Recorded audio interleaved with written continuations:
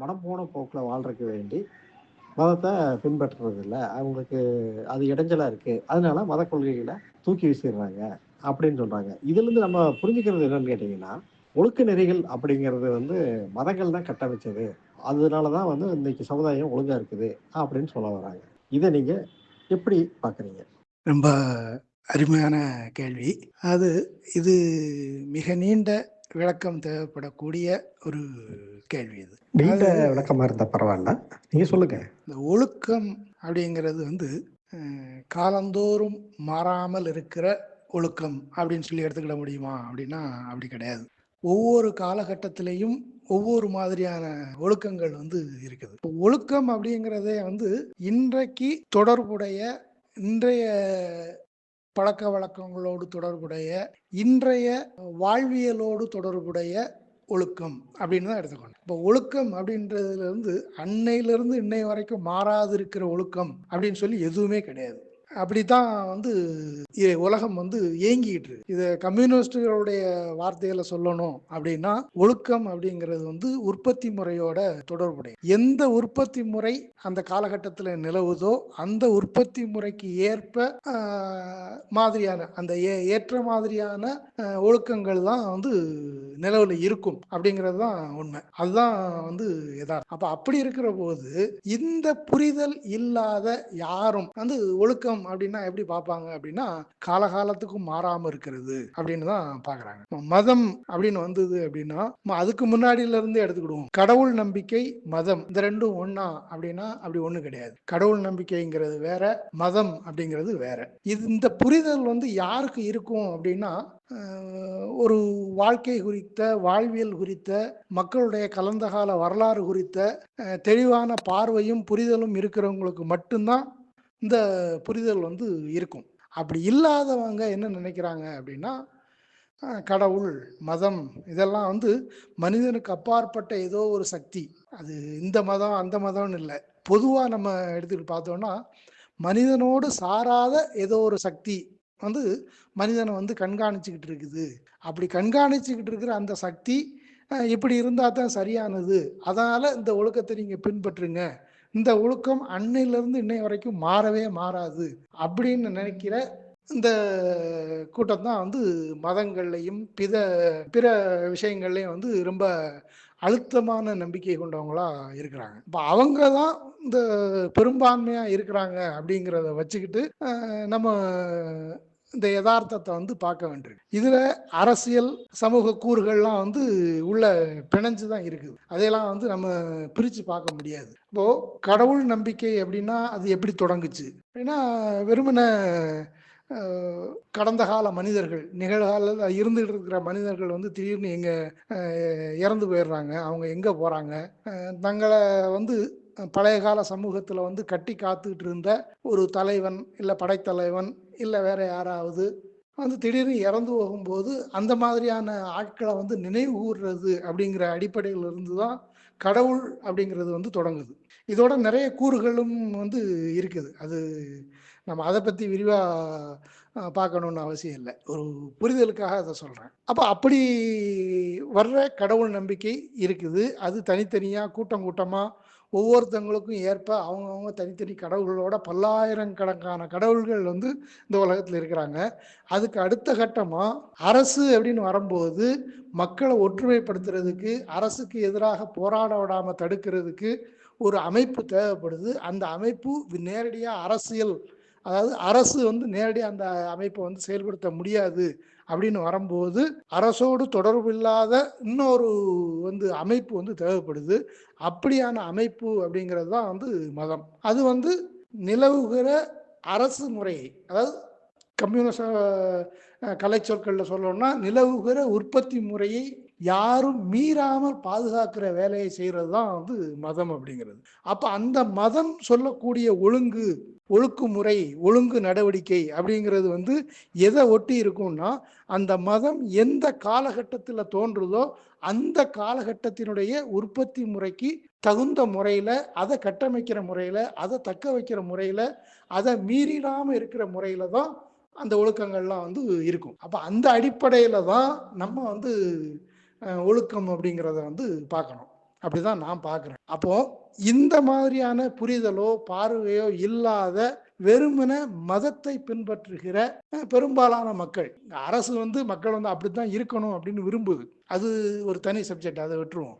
ஆனா அப்படி இருக்கிற மக்களால இந்த மதங்கள் பின்பற்றப்படுது. அந்த மதங்கள் தான் அந்த மதங்களை பற்றி சரியான முழுமையான புரிதல் இல்லாத அந்த மதத்தை பின்பற்றுபவர்கள் இந்த மாதிரி விவாதம் பண்ணாங்க அப்படின்னு வரும்போது அது சந்தக்கடை மாதிரி தான். நான் ஏற்கனவே சொன்னது மாதிரி பதில் இருக்கிறது வரைக்கும் சொல்லுவாங்க. பதில் இல்லாத இடத்துல இன்னும் ஆழமா போயிட்டோம் அப்படின்னா, அப்படி ஆழமா அவங்களால போக முடியாது அப்படிங்கிற போது அவங்க வசைகளையும் அவதூறுகளையும் கொண்டு வருவாங்க. இதுதான் யதார்த்தம். இது மதங்கள்ல மட்டும் இல்லை, நீங்க எந்த இடத்துக்கு போனாலும் சரி. 2 அமைப்பில் உள்ளவங்க, 2 இயக்கத்தில் உள்ளவங்க சண்டையிடுறாங்க, வாதிக்கிறாங்க அப்படின்னாலுமே கூட அதுலயும் இதே தன்மையை நீங்க பார்க்க முடியும். ஒரு குறிப்பிட்ட எல்லை வரைக்கும் பதில் சொல்லுவாங்க. பதில் சொல்ல முடியாது அப்படிங்கிற நிலை வரும்போது பொய்களை சொல்லுவாங்க, அவதூறுகளை சொல்றாங்க, உண்மைக்கு மாறான விஷயங்களை, அவதூறான விஷயங்களை போட்டு குழப்பி நேரடி தாக்குதல் தொடுப்பாங்க. அப்படி தாக்குதல் தொடுக்கிறதன் மூலம் நம்மளை முடக்கிட்டதா நினச்சிக்கிடுவாங்க. இப்படியான விஷயங்கள் தொடரும். அதான் நான் ஏற்கனவே சொன்னது மாதிரி இது ஒரு உளவியல் யுத்தம் மாதிரி. இந்த உளவியலுக்குள்ள சிக்கிக்கிட்டு இருக்கிறவங்க இதை விட்டு வெளில வர்றதுங்கிறது உடனடி சாத்தியம் கிடையாது. அப்போ அவங்க நீண்ட கால தேடுதல் தேவைப்படுது அவங்களுக்கு. அதனால தான் நான் ஏற்கனவே சொன்னது மாதிரி இது அவங்க எதிரி நமக்கு. அதனால நேரடியாக அவங்கள உணர்ச்சி தழும்ப செய்கிறது மாதிரியோ, வெறி ஏற்படுத்துகிற மாதிரியோ, கோபம் ஏற்படுற மாதிரியோ அவங்கள்ட்ட பேசாம, அவங்களுக்கு என்ன புரிதல் மட்டம் இருக்குதோ அந்த புரிதல் மட்டத்துக்கு ஏற்ப நம்மளுடைய பதில் அமையும். அப்படிங்கிற போது இது பெரும்பாலும் குறையும் அப்படின்னு நினைக்கிறேன் நான். ஒன்று, சரி இதுக்கு மேலே பேசுறதுக்கு ஒன்றும் இல்லை அப்படின்னு சொல்லி ஒதுங்கி போவாங்க. அப்படி இல்லை அப்படின்னா சரி ஓகே பார்த்துக்கலாம், வேற ஏதாவது சந்தர்ப்பத்தை கிடைக்காதா, அப்போ பார்த்துக்கலாம் அப்படிங்கிற மாதிரி ஒதுங்கி போவாங்க. இதுதான் இப்போது இருக்கிற நடைமுறை வழி அப்படின்னு சொல்லி நான் பார்க்குறேன். அந்த அடிப்படையில் தான் நான் என்னுடைய வாதங்களெல்லாம் அமைச்சுக்கிட்டு இருக்கேன். பெரும்பாலும் எனக்கு எதிராக, அதாவது ஒரு விவாதம் அப்படின்னு வரும்போது எனக்கு எதிரான நிலைப்பாடு எடுத்து வாதிக்கிறவங்கள நான் பெரும்பாலும் இப்படித்தான் அணுகுவேன். என்னுடைய வார்த்தைகள் ரொம்ப கவனமாக கையாளுவேன். அவங்கள காயப்படுத்திடக்கூடாது, அவங்கள கோபம் அடைய செய்யக்கூடாது. அப்படி செஞ்சோம் அப்படின்னா நம்ம சொல்கிற அடிப்படையிலிருந்து சொல்லப்படுற எந்த விஷயமே அவங்க மூளைக்குள்ளே ஏறாது, கவனத்துக்கு போகாது.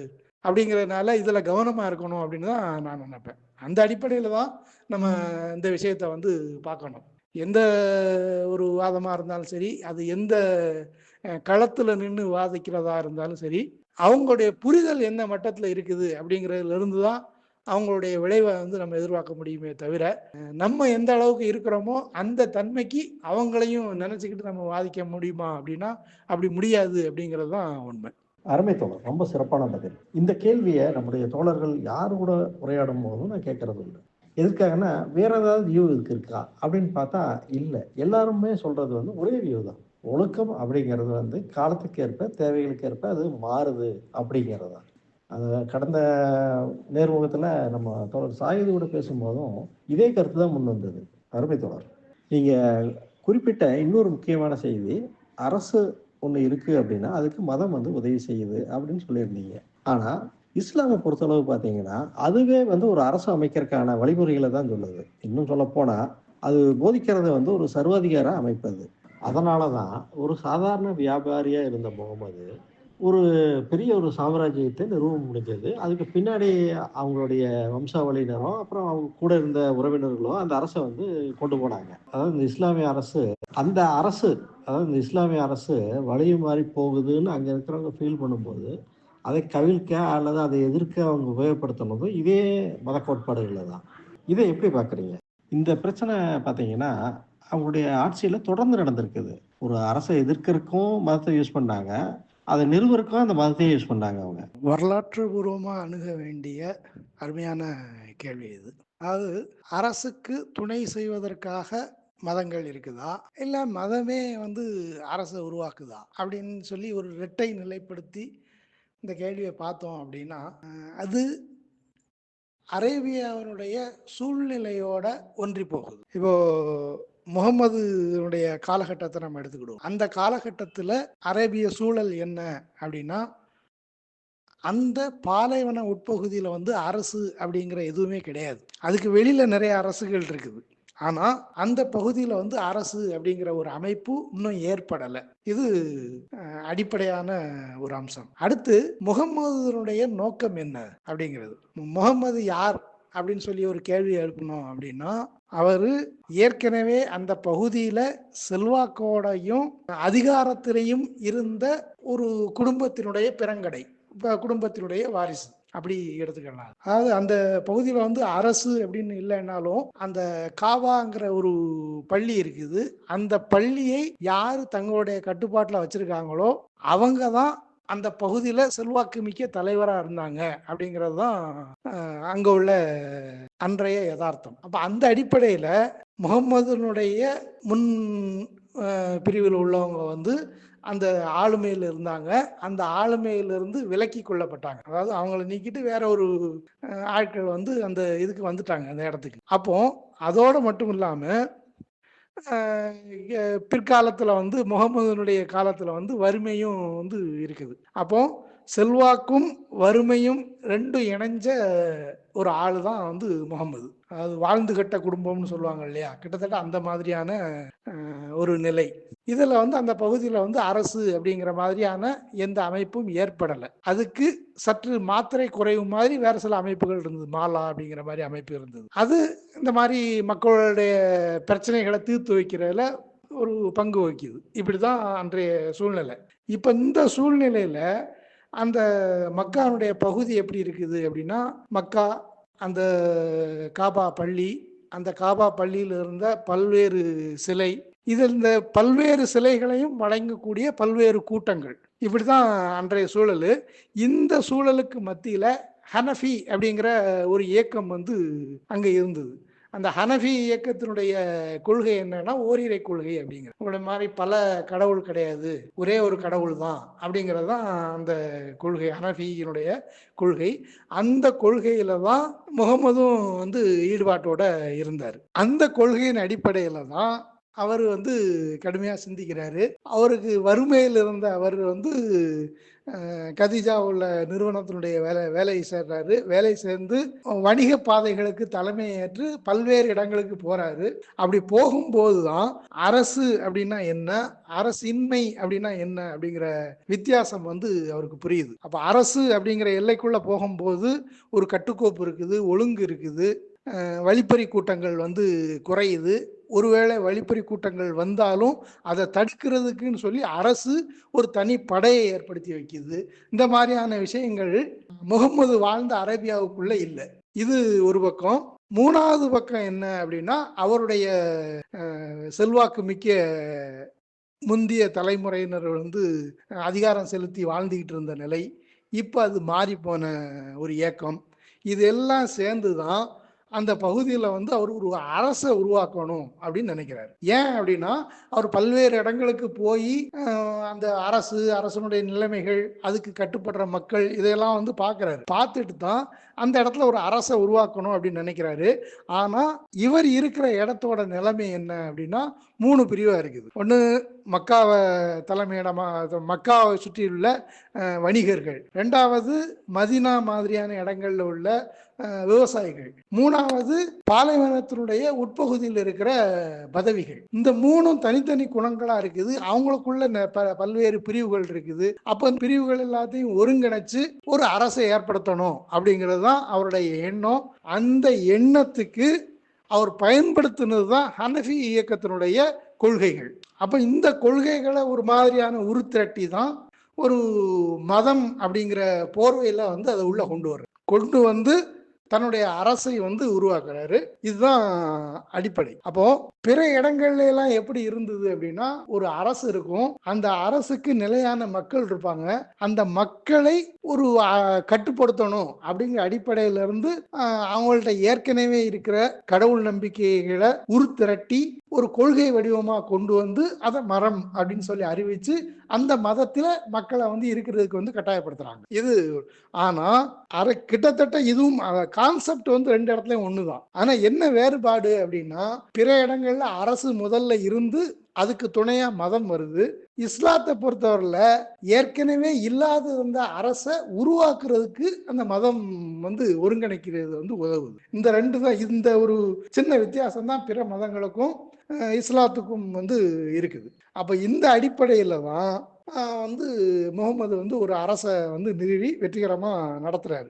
இது ஒரு பார்ட்டு. ரெண்டாவது பார்ட்டு, இந்த அரசுல குழப்பம் வருமா அப்படின்னா, எந்த அரசுலையும் குழப்பம் வர்றதுக்கு ரெண்டு நிலை எடுக்கிறதுக்கு வாய்ப்பு இருக்கத்தையும் செய்யுது. அந்த அடிப்படையில் இந்த அரசு அப்படிங்கிற ஒன்று இருக்கும்போது அந்த அரசுக்கு எதிராக இருக்கிறவங்க வந்து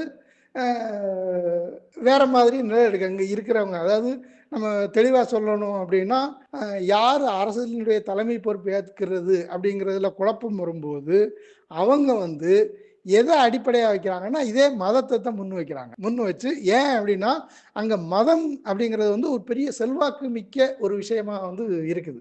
ஏன் அப்படின்னா மதத்தின் அடிப்படையில் தான் அந்த அரசை உருவாயிருக்குது அப்படிங்கிறதுனால, அப்போ அந்த மதத்தை எதுக்கணும் அப்படின்னா, அந்த அரசை எதுக்கணும் அப்படின்னா அவங்க மதத்தை ஒரு கேடயமாக வந்து பயன்படுத்துவாங்க. அப்போ இது வந்து முகமது உருவாக்கின மதம் இது, அல்லது முகமது உருவாக்குறதா அவர் தூதராக இருந்து உருவாக்குனதா சொல்லப்படுற மதம் இது. இந்த மதத்தில் அவங்க பிரிவினைவாதிகளாக அவங்க இருந்து தாக்க முற்படுறாங்க அப்படின்னு சொல்லி காட்டுறதுக்கு இவங்க நினைக்கிறாங்க. அதே நேரத்தில் அதுக்கு எதிராக இருக்கிறவங்க என்ன பண்ணுறாங்க அப்படின்னா, இவங்க ஆளுமையில் இருக்கிற இவங்க வந்து மதத்தை சரியாக பின்பற்றலை அப்படின்னு சொல்லி அவங்க காட்ட நினைக்கிறாங்க. ஆக ரெண்டு பேருக்கும் நோக்கம் ஒன்று தான், அரசை தக்க வைக்கணும் அப்படிங்கிறது தான் நோக்கம். இவங்க அரசை தக்க வைக்கணும்னு நினைக்கிறாங்க, அவங்க வந்து இவங்களை நீக்கிட்டு தாம அதிகாரத்துக்குள்ள வரணும் அப்படின்னு அவங்க நினைக்கிறாங்க. ரெண்டு பேருக்கும் நோக்கம் யார் அதிகாரத்தில் இருக்கிறது அப்படிங்கிறது தான். ஆனால் அதுக்கு அவங்க பயன்படுத்துகிற விதம் மதம். இதுதான் அந்த இதை புரிஞ்சுக்கிறது அப்படிங்கிறது.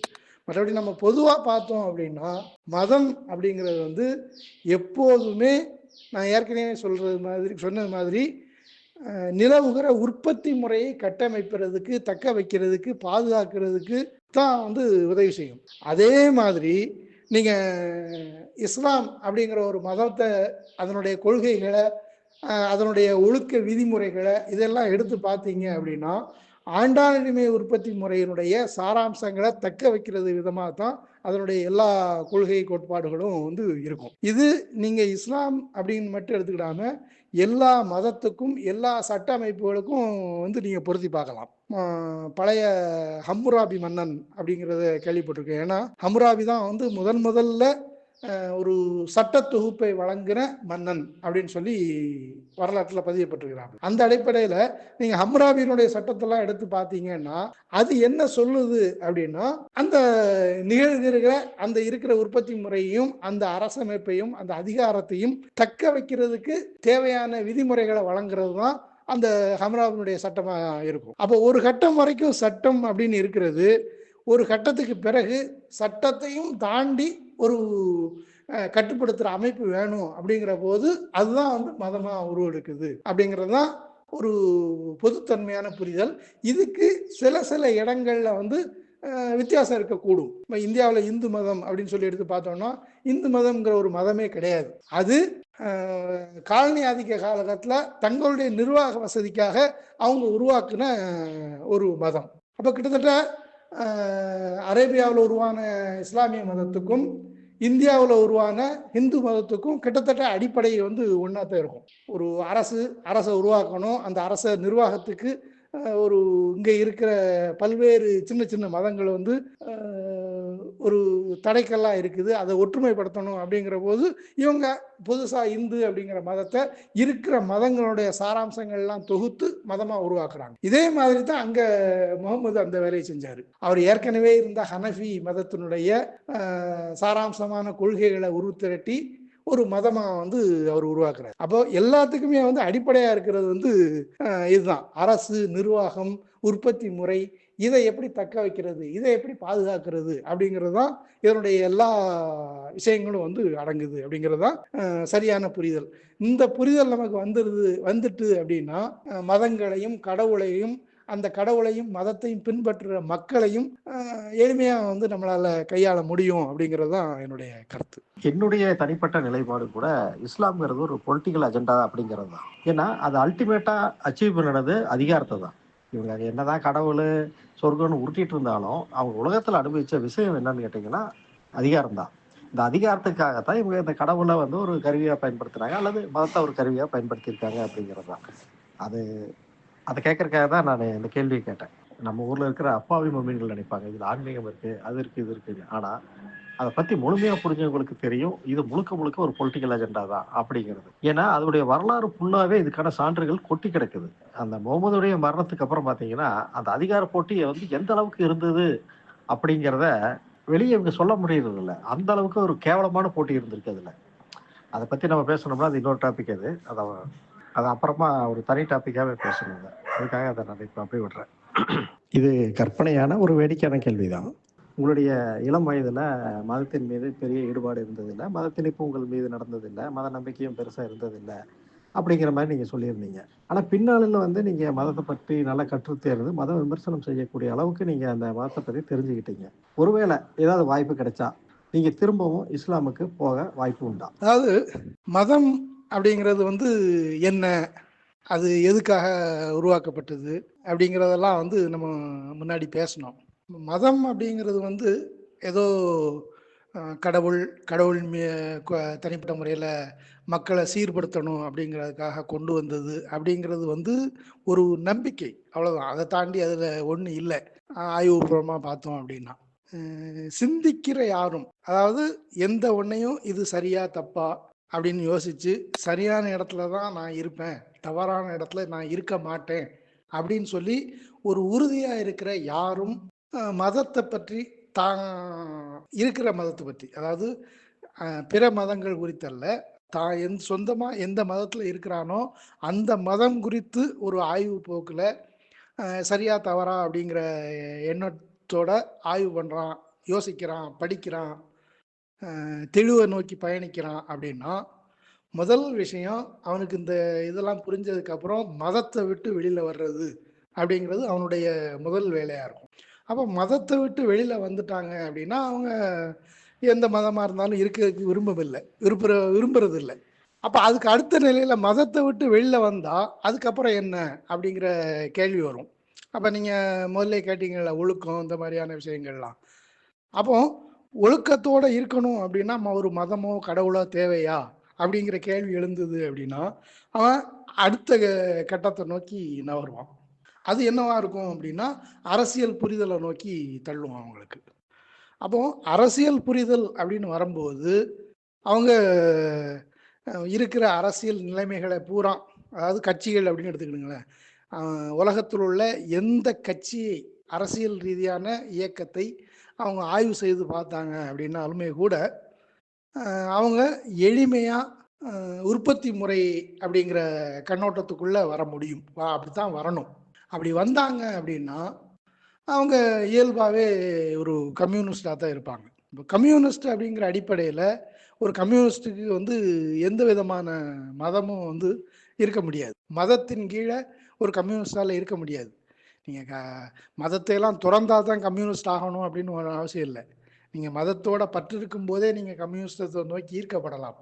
ஆனால் ஒரு கம்யூனிஸ்டாக தொடர்ந்து இருக்கணும் அப்படின்னா அவங்க மதத்தை விட்டு வெளியேறியே ஆகணும், வேற வழியே இல்லை. ஏன் அப்படின்னா மதம் அப்படிங்கிறது ஒன்றுமே இல்லை அப்படிங்கிறது அவன் கம்யூனிசத்தை நோக்கி ஈர்க்கப்பட அது அவங்களுக்கு தெளிவாயிரும். அப்போ அந்த அடிப்படையில் அவங்க ஒரு கம்யூனிஸ்டாக நகர்றான் அப்படின்னா அவன் எல்லா விஷயத்தையும், அதாவது உற்பத்தி முறை சார்ந்து தான் அந்த உலகம் இயங்குது அப்படிங்கிறத புரிஞ்சுக்கிடுவான். அப்படி புரிஞ்சுக்கிட்ட ஒருத்தனுக்கு உற்பத்தி முறை சார்ந்து தான் இந்த உலகத்தினுடைய அத்தனை விஷயங்களும் இருக்குது அப்படிங்கிறது தெரிஞ்சுக்கிட்டதுக்கு பிறகு அவன் எந்த மதத்திலையும் எந்த கடவுள் நம்பிக்கையிலையும் இருக்க முடியாது. அதோட மட்டும் இல்லாமல் வெறும் நாத்திகனாகவோ இல்லை வேறு அரசியல் கட்சிகளுடைய சித்தாந்தங்கள்லையோ இருக்க முடியுமானா அப்படியும் இருக்க முடியும். அப்போ அவன் சின்ன வயசுல ஒரு புரிதல்ல இருந்து ஒரு பயணத்தை தொடங்குறான் அப்படின்னா அவங்க படிப்படியாக ஒன்று மதத்தை பற்றி கற்றுக்கிட்டு மதத்திலிருந்து வெளியேறி நாத்திகனாகி அப்ப நாத்திகன்ல இருந்து அதுக்கு அடுத்த கட்டமா அரசியலுக்குள்ள நுழைஞ்சு, அப்ப அரசியல்ல எது சரி அப்படின்னு பார்த்தா கம்யூனிசத்துக்குள்ள வந்து இப்படித்தான் வந்து அவனுடைய படிநிலை இருக்கும்.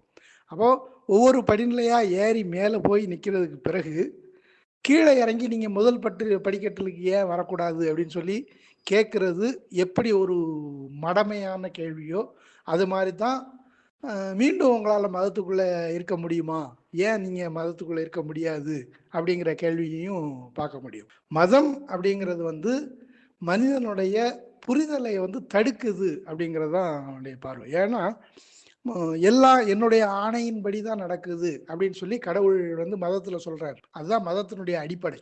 கடவுள் அப்படிங்கிறது வந்து வெறுமனே வழிபாடு அப்படிங்கிற நிலையை மாத்தி, நடப்பது எல்லாத்துக்கும் நான் தான் காரணம் அப்படிங்கிற நிலைக்கு கடவுளை உயர்த்துறது தான் வந்து மதம். அப்படி இருக்கும்போது நடக்கிறது எதுக்குமே கடவுளோ மதமோ காரணம் இல்லை அப்படின்னு தெரிஞ்சதுக்கு பிறகு கடவுள் தான் காரணம் அப்படின்னு சொல்ற எந்த இடத்துலையும் எந்த ஒரு புரிதல் உள்ளவனும் நிற்க முடியாது அப்படிங்கிறது தான் அடிப்படை. அப்போ அந்த அடிப்படையிலிருந்து இஸ்லாத்தில் மட்டும் இல்லை, எந்த மதத்திலையும் என்னால் இருக்க முடியாது அப்படிங்கிறது தான் இதுக்கான பதிலாக நான் சொல்கிறேன். மிக்க நன்றி. மதங்களை விமர்சனம் செய்யக்கூடிய நம்மள மாதிரி ஆட்களை பார்த்து கேட்கக்கூடிய ஒரு கேள்வி இது. அதிலும் குறிப்பாக இஸ்லாமியர்கள் தான் இந்த கேள்வியை அதிகமாக முன்வைக்கிறாங்க. உங்களுக்கு இந்த மத நம்பிக்கைகள் பிடிக்கல, அதுல இருந்து முரண்படுறீங்க அப்படிங்கும்போது பேசாம இருந்துட வேண்டியது தானே, அது எதுக்கு வெளியே சொல்லிட்டு இருக்கிறீங்க? நீங்க விமர்சனங்கிற பேர்ல எங்களுடைய அல்லாவையும் ரசூலையும் எதுக்காக அவமானப்படுத்துறீங்க அப்படின்னு கேட்குறாங்க. இந்த கேள்விக்கான பதிலை வந்து 2 விதங்கள்ல பார்க்கலான்னு. அது முதல்ல சாதாரணமா சுத்தி இருக்கிற மக்கள், அது நண்பர்களா இருக்கலாம், உறவினர்களா இருக்கலாம், யாராக இருக்கலாம். ஒரு மத கடமையை எல்லாரும் செஞ்சுக்கிட்டு இருக்கும்போது ஒருத்த மட்டும் செய்யாம இருக்கிறான் அப்படின்னு வரும்போது, சரி அவனுடைய விருப்பம், அவன் விரும்பல அதனால செய்யல அப்படின்னு சொல்லி விட்டுட்டு போறது யாரு? அப்படி யாராவது இருக்காங்களா அப்படின்னா அப்படி யாருமே கிடையாது. போதும் அப்படின்னு நிறுத்துறது வரைக்கும் கேட்டுக்கிட்டே இருப்பாங்க. நீ ஏன் இஸ்லாமியர்கள் அப்படின்னு வரும்போது, நீ ஏன் தொலை வரல, நீ ஏன் தொலை போகலை, நீ ஏன் ஓத போகலை, நீ ஏன் நோன்பு பிடிக்கல அப்படின்னு சொல்லி கேள்விகள் வந்து தொடர்ச்சியா இருந்துகிட்டே இருக்கும். எவ்வளவு விளக்கம் சொன்னாலும் மீண்டும் மீண்டும் இந்த கேள்விகள் இருந்துகிட்டே இருக்கும். அப்படி இருந்துகிட்டே இருக்கும்போது வேற நம்ம என்ன பதில் சொல்றது? எனக்கு விருப்பம் இல்லை அப்படின்னா ஏன் விருப்பம் இல்லை? அப்போ ஆண்டவனுடைய சக்தி, அவனுடைய ஆற்றல், மரணத்துக்கு பிறகு வாழ்வு, இப்படி அவங்களுடைய போதனைகள் வந்து தொடங்கிடும். அப்போ இதுக்கு பதில் சொல்ல வேண்டிய கட்டாயம் வந்து நமக்கு வருது. அதனால நம்ம விளக்கம் சொல்ல வேண்டியிருக்கு. அப்ப நம்ம சொல்ற விளக்கம் அப்படிங்கிறது வந்து அவங்களுடைய நம்பிக்கைக்கு மாறா இருக்கும்போது நீங்க வழக்கமா சொல்ற நீங்க புண்படுத்துறீங்க, அவமானப்படுத்துறீங்க, அவதூறு செய்றீங்க அப்படிங்கிற விளக்கம் வந்து வருது. அப்போ இது முதல் புரிஞ்சுக்கணும்.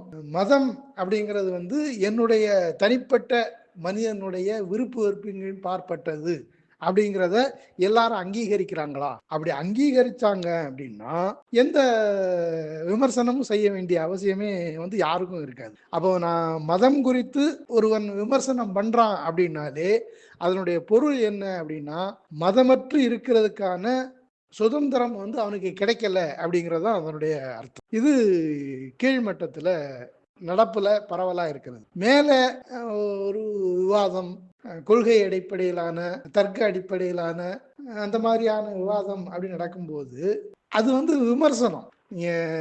அவங்க ஒரு கேள்வி எழுப்புறாங்கன்னா அந்த கேள்விக்கு வந்து பதில் சொல்ல வேண்டிய தேவை இருக்குது. அந்த தேவையின் அடிப்படையில் ஒரு விமர்சனம் வைக்கிறோம். இது சரி, இது தவறு அப்படின்னு சொல்லி சொல்றோம். அப்போ ஒரு பக்கத்துல நம்பிக்கை இருக்குது, இன்னொரு பக்கத்துல ஆய்வு, சான்று இதெல்லாம் இருக்குது. எடுத்துக்காட்டுக்கு இஸ்லாம் அப்படிங்கிற அடிப்படையில இருந்தே பார்ப்போம்.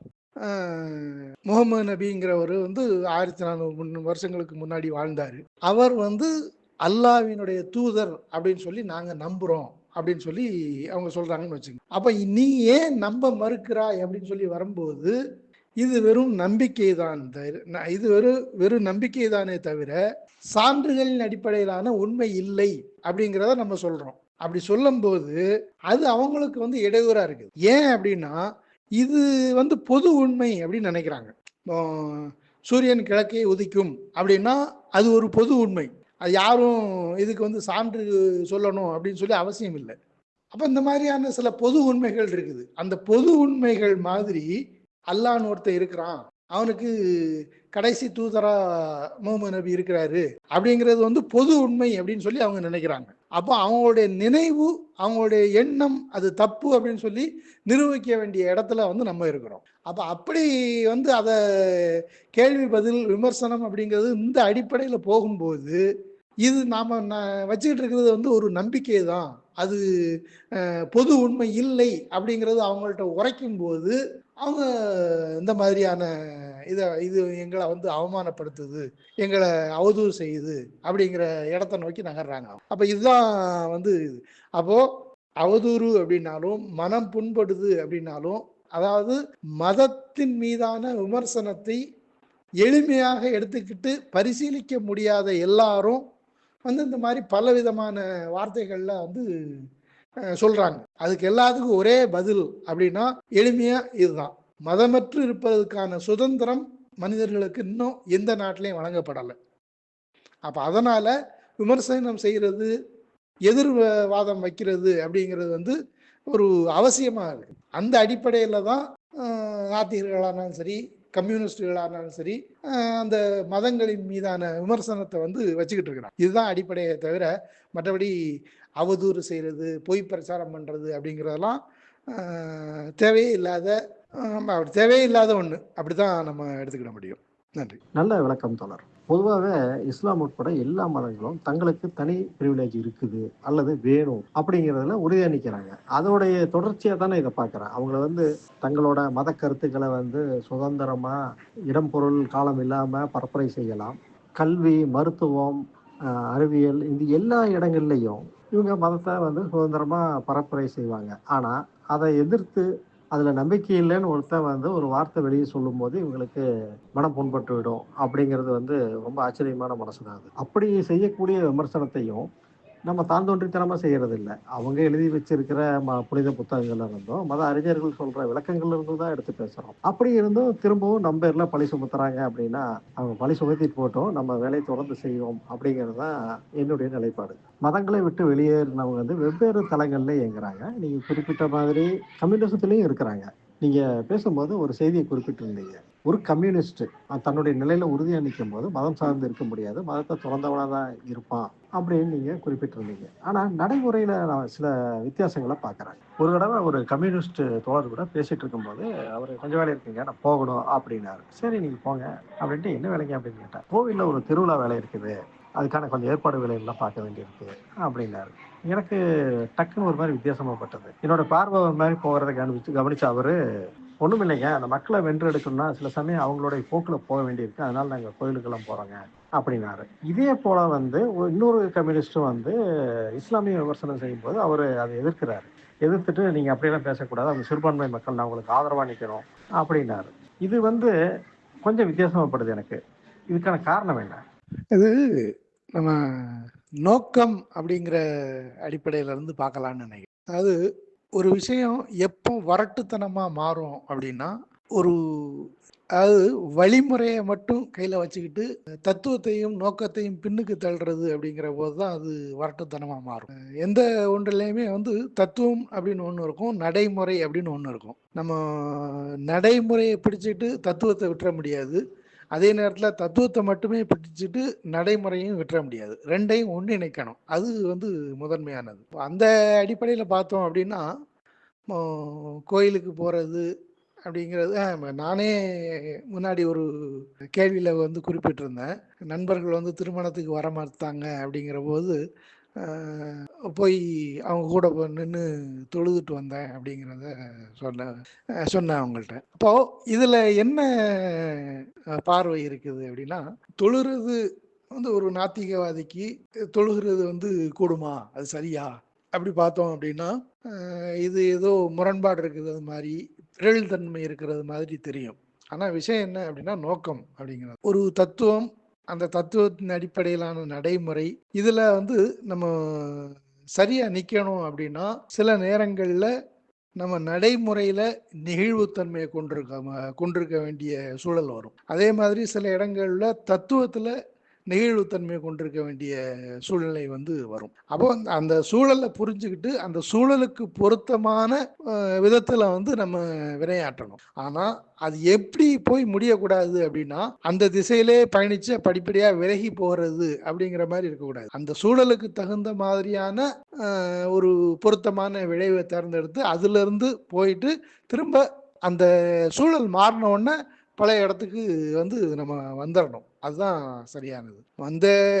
கிட்டத்தட்ட இதே அடிப்படையிலான தான் இந்தியாவில் சிறுபான்மையினர் அப்படிங்கிற விஷயத்தையும் வந்து பார்க்கலாம். சிறுபான்மையினர் தான் அப்படின்னாலுமே கூட எந்த எல்லை வரைக்கும் அந்த இதுக்கு போகணும், எந்த எல்லை வரைக்கும் விட்டு கொடுக்கணும், எந்த எல்லையில் வந்து எதிர்வினையாற்றணும், கண்டிக்கணும் அப்படிங்கிறதெல்லாம் வந்து ஒரு தெளிவு இருக்கணும். அந்த தத்துவ தெளிவு, நடைமுறை குறித்த தெளிவு இதெல்லாம் வச்சுக்கிட்டு நம்ம அந்த விஷயங்களில் வந்து பார்க்கணும். குறிப்பிட்ட ஒரு சூழல், அந்த சூழலுக்கு பொருத்தமாக இதையெல்லாம் வந்து நம்ம கையாளணும். அப்படி பார்க்கும்போது நமக்கு இது வந்து முரண்பாடா தெரியாது அப்படிங்கிற மாதிரி நினைக்கிறேன். நன்றி தோழர். நீங்க உங்களுடைய பார்வையிலிருந்து இதுக்கான விளக்கங்களை கொடுத்தீங்க. எனக்கு இன்னும் கூட கூடுதல் விவரங்கள் தேவைப்படுது. ஏன்னு கேட்டீங்கன்னா, நான் சந்திச்ச சில அனுபவங்கள் வந்து என்ன இப்படி இந்த கேள்வி கேட்க என்ன தூண்டுது. பொழுது நீங்க தொழுகணும் அப்படின்னு சொன்னப்போ நீங்க அதை செஞ்சதா சொன்னீங்க. எனக்கு அதுல எந்த முரண்பாடும் தெரியல. அந்த சூழ்நிலை என்ன அப்படிங்கிறது என்னால புரிஞ்சுக்க முடியுது. நீங்க அந்த இடத்துல நீங்க செஞ்ச அந்த வினை வந்து எனக்கு எந்த விதத்திலையும் தப்பா தெரியல. நான் ஆரம்பத்திலே அதை குறிப்பிட்டிருந்தேன். நான் குறிப்பிட்ட இந்த சம்பவங்கள்லாம் ஒரு 15 வருஷங்களுக்கு முன்னாடி நடந்ததுதான். இதே போல ஆரம்ப காலகட்டங்களில் இந்த மாதிரி சில கம்யூனிஸ்ட் தோழர்கள் கூட எனக்கு அறிமுகம் இருந்தது. என்னுடைய மத விமர்சனங்களை படித்த ஒரு கம்யூனிஸ்ட் தோழர் என்ன சொன்னார் அப்படின்னா, தோல்வி அல்லது ஏமாற்றத்தோடைய உச்சகட்ட நிலையில் நின்றுட்டு மதங்களை விமர்சிச்சிருக்கிறேன், இதுல வந்து ஒரு பாசிட்டிவா ஒண்ணுமே இல்லை அப்படிங்கிற மாதிரி ஒரு கமெண்ட் கொடுத்தாரு. ஒரு விமர்சனத்தை முன்வைக்கும் போது அதை சரி அப்படின்னு ஏற்றுக்கலாம், அல்லது தவறுனா இதனால இதெல்லாம் தவறுங்க, இது தப்பு, இந்த விமர்சனம் தவறு அப்படிங்கிற விமர்சனம் கேட்டிருக்கேன். நான் அதை விட்டுட்டு நான் தோல்வி நிலையில் இருந்தேனா இல்ல வெற்றி நிலையில இருந்தேனா அப்படின்னு என்னுடைய மனநிலையை ஆராய்ந்த ஒரு கமெண்ட் கொடுத்தாரு. எனக்கு அது கொஞ்சம் கூட பிடிக்கல. அதனாலதான் இங்க இதை குறிப்பிடுறேன். குறிப்பிட்ட அந்த நபருடைய போக்கு எப்படி இருக்கு அப்படிங்கறத நான் அவருடைய தொடர்ந்து பதிவுகளும் அவர் எழுதுற சிலதெல்லாம் வாசிச்சுட்டு தான் இருக்கிறேன். ஆனா அவர் எந்த இடத்துலையும் தான் சார்ந்திருந்த அந்த மதத்தை விட்டு கொடுக்காம அதுக்கு நீங்க சொல்ற அந்த நெகிழ்வுத்தன்மைங்கிற அந்த கேடயத்தை வச்சுட்டு அதுக்குள்ள உட்காந்துட்டு இருக்கிறாரு. நான் குறிப்பிட்ட இந்த 2-3 நபர்களுடைய அந்த செயல்களை பார்க்கும்போது இதுவும் சராசரி ஓட்டு வங்கி அரசியல் அல்லது ஆள் பிடிக்கிற வேலை தான் அப்படிங்கிற மாதிரி தான் எனக்கு தோணுச்சு. அல்டிமேட்டா இந்த இடத்துல நெகிழ்வுத்தன்மை அப்படிங்கிறது உங்களுடைய விமர்சனத்துக்கு மறு விமர்சனம் செய்யறது அப்படிங்கிறது வந்து யாரு என்னதுன்னு எனக்கு தெரியாது. அவர் என்ன மறுவினை செய்தாரு அப்படிங்கிறது எனக்கு தெரியாது. ஆனால் நீங்கள் எதுக்கு மறுவினை செய்தாரு அப்படிங்கிறது எனக்கு தெரியாது. நான் இதை எப்படி பார்க்குறேன் அப்படின்னா, நான் ஏற்கனவே சொன்னது மாதிரி சூழல் கருதி சில விஷயங்களில் வந்து நெகிழ்வுத்தன்மையோடு நடந்துக்கலாம் அப்படின்னாலும் அது 2 பக்கமும் இருக்கும். ஒரு சூழல் கருதி அப்படின்னு சொல்கிறோம் அப்படின்னா அந்த நெகிழ்வுத்தன்மைக்கும் ஒரு காரணம் இருக்கணும். ஒரு விமர்சனம் இருக்குது, அந்த விமர்சனத்தை வந்து நீங்கள் வந்து ஒரு விரக்தியின் அடிப்படையில் செஞ்சுருக்கிறீங்க அப்படின்னு சொல்லி ஒரு எதிர் விமர்சனம் அப்படின்னு சொல்லி வைக்கிறேன்னு வச்சுங்க. அது அந்த காரண காரியத்தோட பொருந்தமாக இருக்கணும். இது ஒரு பக்கம். இந்த காரணத்தினால இந்த விளைவுனால நீங்கள் இப்படி இதை எதிர்வினை பண்ணியிருக்கிறீங்க, அதனால் நான் இதை வந்து இப்படி உங்கள் விமர்சனத்தின் மீதான என்னுடைய விமர்சனம் வந்து இப்படி இருக்குது அப்படிங்கிறத பொருத்தப்பாட்டோட விளக்க தெரிஞ்சிருக்கணும். அப்படி இருந்தால் மட்டும்தான் அது சரியாக இருக்க முடியும். அதுக்கு பதிலாக ஒரு ஒற்றை வரியில் ஒரு விமர்சனத்தை செஞ்சுட்டு ஒட்டுமொத்த உங்களுடைய விமர்சனத்தினுடைய மதிப்பீடும் இதுதான் அப்படின்னு சொல்லி ஒரு பொதுவா முடிவுக்கு வர்றது அப்படின்னா அது தவறா இருக்கும். அதாவது ஒரு கம்யூனிஸ்ட்னா 2 விதங்கள் இருக்குது, எந்த மாதிரி பார்க்கணும் அப்படிங்கிறதுல. அதாவது ஒரு விஷயத்தை வந்து முழுமையாகவும் பார்க்கணும், குறிப்பாகவும் பார்க்கணும். அதாவது பருமையாகவும் பார்க்கணும், துல்லியமாகவும் பார்க்கணும். இந்த 2 விதத்திலையும் பார்த்து தான் அதுல வந்து முடிவுக்கு வரணும். அப்படி இருக்கும்போது உங்களுடைய விமர்சனத்துக்கு எதிர் விமர்சனம் வைத்த அவர் வந்து என்ன பார்வையில் பார்த்தாரு அப்படிங்கிறத விளக்க வேண்டிய கடமையும் வந்து அவருக்கு இருக்கு. அப்போ நீங்கள் உங்களுடைய விமர்சனத்தை நான் ஏற்றுக்கிடல, இன்னென்ன விதத்தில் நான் ஏற்றுக்கிட மறுக்கிறேன் அப்படின்னு சொல்லி நீங்கள் பதில் கொடுத்தீங்க அப்படின்னா அதை விளக்க வேண்டிய கடமை வந்து அவருக்கு இருக்குது. அதை அவர் செஞ்சாரா என்னங்கிறது எனக்கு தெரியாது. ஆனால் பொதுவாக இப்படித்தான் வந்து நம்ம புரிஞ்சுக்கிட வேண்டியது. ஒரு இடத்துல ஒரு விமர்சனம் வைக்கிறோம், இல்லை அதுக்கு அந்த விமர்சனத்துக்கு மீதான மதிப்புரைகள் வருது அப்படின்னா, அதை வந்து கூடுதல் நமக்கு ஓப்பானதாக இல்லாது இருக்கும்போது, நமக்கு வந்து மாற்று கருத்து அதில் இருக்குது அப்படிங்கிற போது, அதை வந்து கூடுதல் விளக்கங்களை வந்து கேட்கணும். அப்படி கேட்டு என்ன நோக்கத்தினால அவங்க இதை செய்கிறாங்க அப்படின்னு சொல்லி பார்க்கணும். ஒருவேளை அவங்க தவறா ஒரு ஒட்டுமொத்தமாக, அதாவது ஒரே ஒரு பகுதியை மட்டும் எடுத்து வச்சுக்கிட்டு அந்த பகுதியின் மீதான அவங்களுடைய கருத்து, அந்த கருத்தை சொல்லி அந்த கருத்தின் அடிப்படையில் ஒட்டுமொத்த உங்களை பற்றிய மதிப்பீடு அப்படிங்கிற மாதிரி இதுதான் அப்படின்னு சொல்லி சொல்லிட்டு அந்த மதிப்பீடை மறுபரிசீலனை செய்யாமல் அப்படியே வைக்கிறாங்கன்னு வச்சுங்க. அது வந்து பொருத்தமற்றது. அவங்க கம்யூனிஸ்ட் அடிப்படையில் மார்க்சிய பார்வையில் அதை பார்க்கல அப்படிங்கிறது தான் அதனுடைய பொருள். அதனால் அப்படி யாரும் இருக்க முடியாது. அப்படி கம்யூனிஸ்ட் வந்து அப்படி இருக்க முடியாது. எந்த ஒன்றையும் பருமையாகவும் பார்க்கணும், நுணுக்கமாகவும் பார்க்கணும். இந்த 2 விதமாக பார்த்து இந்த 2 விதத்துக்கும் பொருந்துகிற ஒரு அளவில் தான் வந்து தங்களுடைய கருத்துக்களை வந்து பிரதிபலிக்கணும். அதுதான் சரியானது நான் நினைக்கிறேன். இந்த நபரையும் அவர் செஞ்ச விமர்சனத்தையும் குறிப்பாக இங்கே நான் சொல்றதுக்கு ஒரு காரணம் உண்டு. சில காலங்கள் கழித்து ஒரு ஃபங்க்ஷனில் அவரை நான் சந்திக்கிறேன். அவர் சந்திக்கும் போது அவர் என்னை பார்த்த ஒரு பார்வை இருக்குது, ஒரு ஏளனமான ஒரு பார்வை. அதுதான் வந்து என்னை அவரை பற்றின மதிப்பீடு நான் செய்ய வேண்டி இருக்குது அப்படிங்கிற எண்ணத்தை தோணுச்சு. அவர் என்ன நினச்சிருக்காரு அப்படின்னு கேட்டிங்கன்னா, இந்த மாதிரி இஸ்லாமிய விமர்சனம் செய்கிற நான் பிஜேபி ஆர்எஸ்எஸ் போன்ற இந்துத்துவாக்களுக்கு கண்டென்ட் எடுத்து கொடுக்குற ஒரு ஆளாக தான் அவர் என்னை பார்த்துருக்கிறாரு. இதை வேறொரு கம்யூனிச தோழர் எங்கிட்ட நேரடியாகவே கேட்டார். அவர் சொன்ன முக்கியமான குற்றச்சாட்டு வந்து, நீங்கள் தான் பிஜேபி ஆர்எஸ்எஸ்களுக்கு கண்டென்ட் எடுத்து கொடுக்குறீங்க, அதை வச்சு தான் அவங்க விமர்சனம் பண்ணுறாங்க அப்படின்னு நேரடியாகவே என்கிட்ட சொன்னார். இப்போ நீங்கள் குறிப்பிட்றீங்க இல்லையா, அந்த தத்துவம் அல்லது செயல்முறைகள், இதில் இருக்கிற அந்த நெகிழ்வுத்தன்மைக்கு அளவுகோல் என்ன, இவங்க எந்த அளவுகோலில் இதை எடுத்துக்கிட்டாங்க? நெகிழ்வுத்தன்மை அப்படிங்கிறதுக்கெல்லாம் வந்து ஒரு அளவுகோல்லாம் வந்து வைக்க முடியாது. அது என்ன அப்படின்னா, இந்த நெகிழ்வுத்தன்மை அப்படிங்கிறது வந்து விதிவிலக்கு. அதுக்கு வந்து அளவீடுகள்லாம் வந்து வைக்கிறது அப்படிங்கிறது வந்து தேவையில்லை. எதுக்கு அளவீடு இருக்கணும்னா, என்ன நிகழ்வு, என்ன சூழல், அந்த சூழலில் வந்து நம்ம இந்த மாதிரியான சூழல் இருந்ததுன்னா இதை செய்யலாம், அந்த மாதிரியான சூழல் இல்லைன்னா இதை செய்ய முடியாது அப்படிங்கிற மாதிரி அந்த சூழலில் வேணால் மதிப்பீடு செய்யலாமே தவிர, நெகிழ்வுத்தன்மைக்கு வந்து அளவீடு அப்படின்னு சொல்லி ஒன்றும் கிடையாது. ஆமாம் தோழர், விதிவிலக்குகள்ங்கிறது வந்து அந்த சூழல் தான் தீர்மானிக்கும். இது எந்த அளவுக்கு போகலாம், எந்த எல்லை வரை நம்ம இதை கொண்டு போகலாம் அப்படிங்கிறது. ஆனால் நான் குறிப்பிட்ட அந்த நபர்களுக்கு அந்த எல்லை எதுன்னு தெரியாம அதை தப்பா புரிஞ்சுக்கிட்டாங்க அப்படிங்கிறது தான் என்னுடைய கருத்து. மற்றபடி ஒரு மத விமர்சனத்தில் வந்து அந்த மத விமர்சனம் எந்த மதத்தை குறித்து விமர்சனம் பண்ணாலும் அதுக்கு மாற்று மதத்தில் இருக்கிறவங்க வந்து அதை வந்து எடுத்துக்கிறதுக்கு வந்து வாய்ப்பு இருக்குதா அப்படின்னா அப்படி வாய்ப்பு இருக்குது. அதையெல்லாம் வந்து தவிர்க்கவே முடியாது.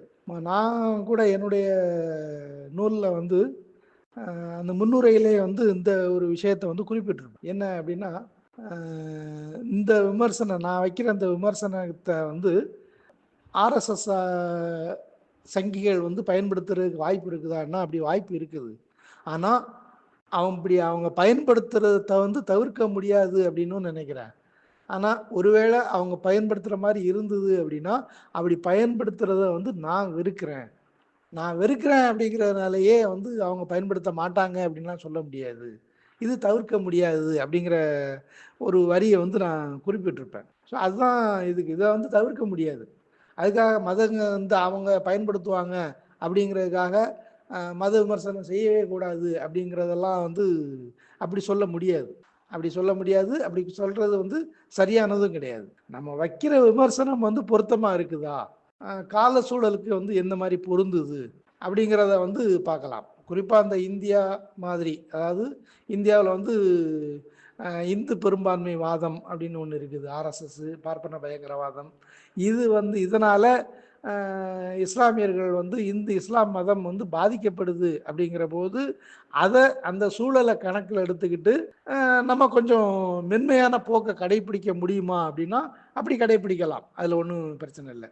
ஆனால் அதையும் கூட அப்படித்தான் கடைபிடிக்கணும், இப்படித்தான் எழுதணும், இப்படி எழுதக்கூடாது அப்படின்லாம் சொல்ல முடியாது.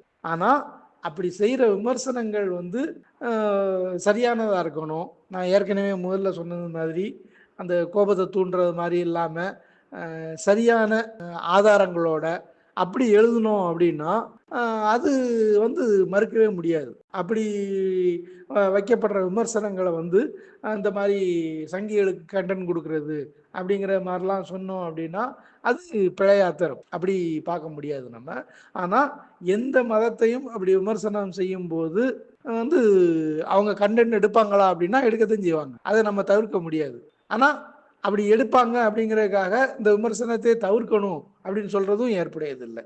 அதான் நான் பார்க்குறேன். நன்றி தோழர். ஒரு விஷயத்தை எப்படி அணுகணும், அது என்னென்ன விளைவுகளை கொடுக்கும், அதை எப்படி ரியாக்ட் பண்ணணும் அப்படிங்கிறத வந்து விளக்கமா சொன்னீங்க.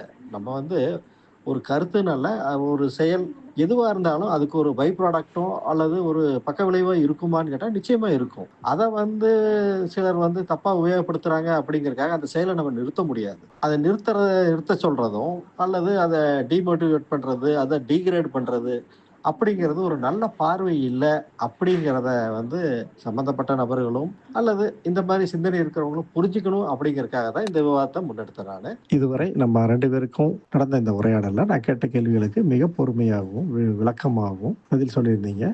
மிக்க நன்றி தோழர். மிக்க நன்றி தோழர். இதுவரையில் என்னுடைய கருத்துக்களை பெரிய அளவில் எந்த குறுக்கீடும் இல்லாமல், ஏன்னா சில இடங்களில் உங்களுக்கு மாறுபட்ட கருத்து இருக்கக்கூடும். உங்களுக்கு மட்டும் இல்லாமல் பார்வையாளர்களுக்கும் அந்த மாதிரியான மாறுபட்ட கருத்துக்கள் வந்து இருக்கக்கூடும். அப்படியான இடங்கள்லையும் அதிக குறுக்கீடு இல்லாமல் பொறுமையாக என்னுடைய பார்வையும் வந்து விளக்குறதுக்கு அனுமதித்த உங்கள் அனைவருக்கும் மீண்டும் என்னுடைய நன்றியை தெரிவிச்சுக்கிறேன். நான் ஏற்கனவே தொடக்கத்தில் சொன்னது மாதிரி மதவாத மடமைகளையும் மூடத்தனங்களையும் ஒழிக்கிறதுக்கு இந்த சேனல் வந்து தொடர்ச்சியாக பாடுபடணும்.